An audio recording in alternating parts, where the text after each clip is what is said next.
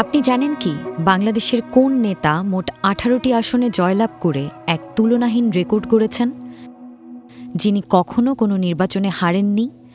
কথা বলছি গণতন্ত্রের আপোষহীন নেত্রীখ্যাত সাবেক প্রধানমন্ত্রী বেগম খালেদা জিয়াকে নিয়ে। কিভাবে তিনি একজন গৃহবধূ থেকে হয়ে উঠলেন প্রধানমন্ত্রী, সেই ইতিহাসই আজ আমরা জানব। বেগম খালেদা জিয়ার পারিবারিক নাম খালেদা খানম পুতুল। তিনি 1945 সালে দিনাজপুরে জন্মগ্রহণ করেন। তার আদি পৈতৃক নিবাস ফেনী জেলার ফুলগাজী উপজেলার শ্রীপুর গ্রামের মজুমদার বাড়ি।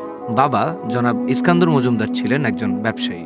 মা বেগম তৈয়বা মজুমদার ছিলেন একান্তভাবে একজন গৃহিণী। খালেদা জিয়া 5 বছর বয়সে দিনাজপুরের মিশন স্কুলে ভর্তি হন। এরপর তিনি দিনাজপুর সরকারি বালিকা উচ্চ বিদ্যালয় থেকে 1960 সালে ম্যাট্রিকুলেশন পাশ করেন।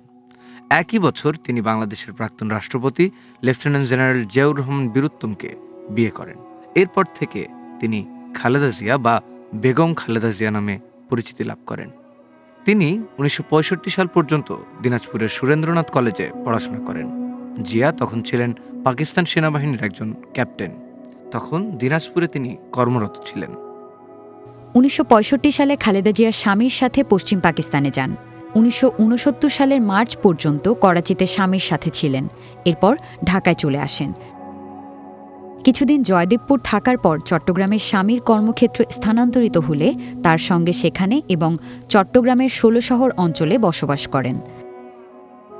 মুক্তিযুদ্ধের প্রারম্ভকালে খালেদা জিয়া কিছুদিন আত্মগোপন করে থাকার পর 16 মে নৌপথে ঢাকায় চলে আসেন। বড় বোন খুরশিদ জাহানের বাসায় 17 জুন পর্যন্ত থাকেন।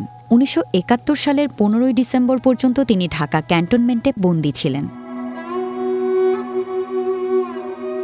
16 ডিসেম্বর বাংলাদেশ স্বাধীন হলে তিনি মুক্তি পান। রাজনীতিতে আসার আগ পর্যন্ত বেগম জিয়া একজন সাধারণ গৃহবধূ ছিলেন। মূলত 2 পুত্রকে লালন পালন ও ঘরের কাজ করেই সময় কাটাতেন। জিয়াউর রহমান বাংলাদেশের রাষ্ট্রপতি থাকাকালীনও রাজনীতিতে বেগম জিয়ার উপস্থিতি ছিল না। তবে সব কিছু পাল্টে যায় জিয়াউর রহমানকে হত্যার পর। 1981 সালের 30 মে ভোরের দিকে চট্টগ্রামে সামরিক বাহিনীর কিছু সেনা কর্মকর্তাদের হামলায় নিহত হয়েছিলেন বিএনপির প্রতিষ্ঠাতা এবং তৎকালীন রাষ্ট্রপতি জিয়াউর রহমান। এরপর পরিবারে যেমন সংকট দেখা দেয়, তেমনি অনিশ্চয়তার সৃষ্টি হয় বিএনপির রাজনীতিতেও। সবসময় রেশনের চালই খাই, সবসময় মাইনা যা পেতেন, সত্যি কথা বলতেন না। মাইনা ছিল বোধহয় পে স্লিপ যা আসতো আর কি 2200 বোধহয়, উনি 10% আবার দিয়ে দিতেন। তো তার মধ্যে থেকে আমাকে সে 2000 টাকা দিত, ওর মধ্যেই আমার সংসার চালাতে হতো।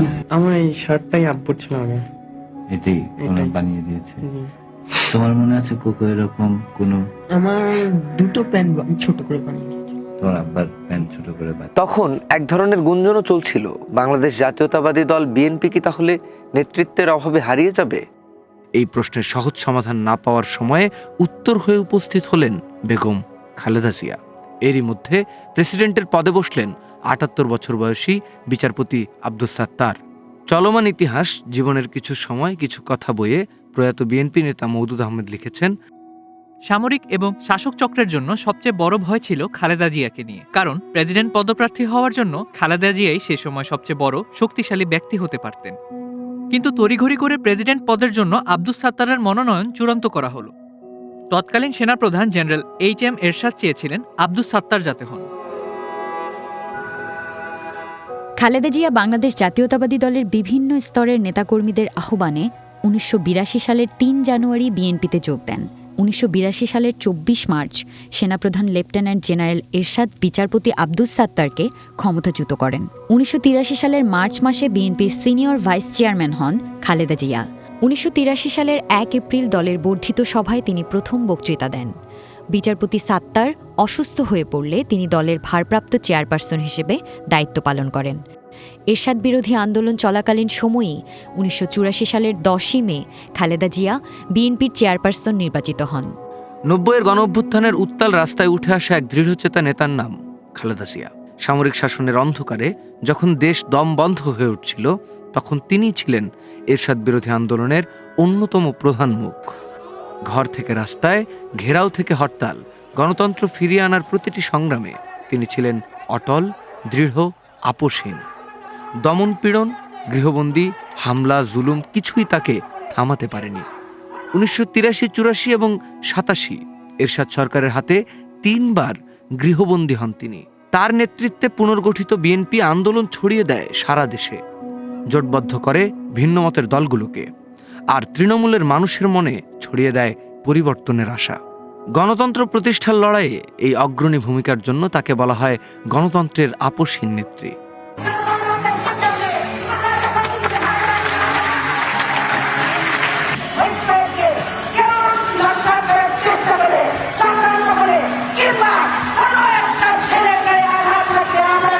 খালেদা জিয়া শুধু এক রাজনৈতিক নেতা নন, তিনি এমন এক নারী যিনি কঠিন সময়ের বাংলাদেশকে দাঁড় করিয়েছিলেন গণতন্ত্রের পথের উপর, যিনি রাস্তায় দাঁড়িয়ে মানুষকে বিশ্বাস করিয়েছিলেন যে পরিবর্তন সম্ভব, এবং যিনি নিজের দৃঢ়তা দিয়ে দেখিয়েছিলেন একজন নেতার শক্তি শুধু ক্ষমতায় নয়, জনগণের পাশে দাঁড়ানোর সাহসে।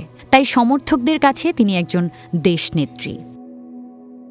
এরশাদের পতনের পর এই দীর্ঘ প্রতিরোধের শক্তি 1991 সালের নির্বাচনে তাকে স্পষ্ট বিজয়ের দিকে নিয়ে যায়, যখন দেশ দীর্ঘদিন পর প্রথমবারের মতো গণতান্ত্রিকভাবে নির্বাচিত সরকার পায়।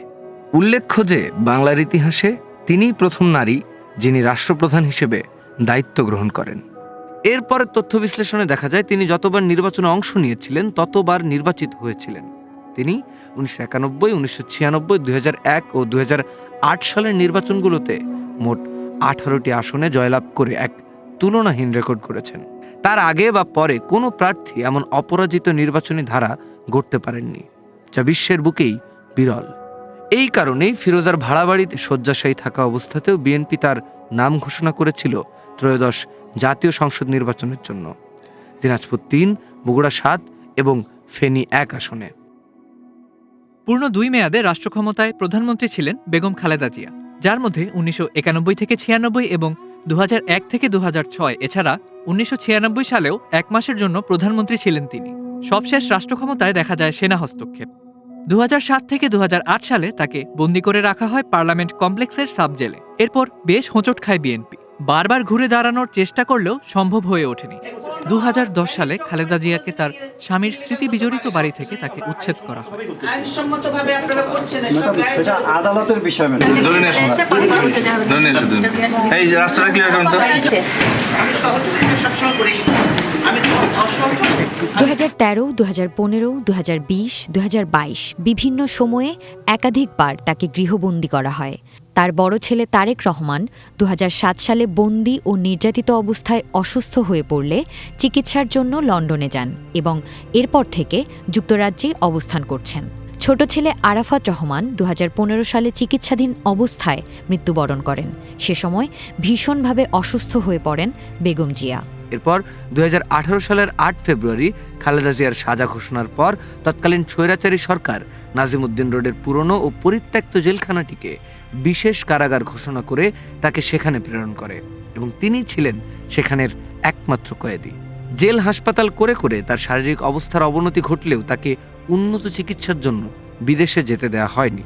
2024 সালে জুলাই অভ্যুত্থানে আওয়ামী সরকারের পতনের পর মুক্তি পান বেগম খালেদা জিয়া।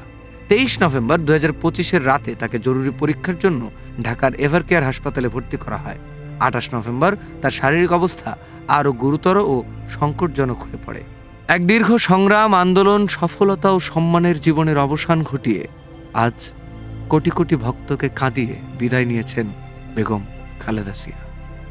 শুধু একজন নারী নেত্রী হিসেবেই নয়, বাংলাদেশের ইতিহাসের অন্যতম একজন নেতা হিসেবে তিনি অমর হয়ে থাকবেন চিরকাল।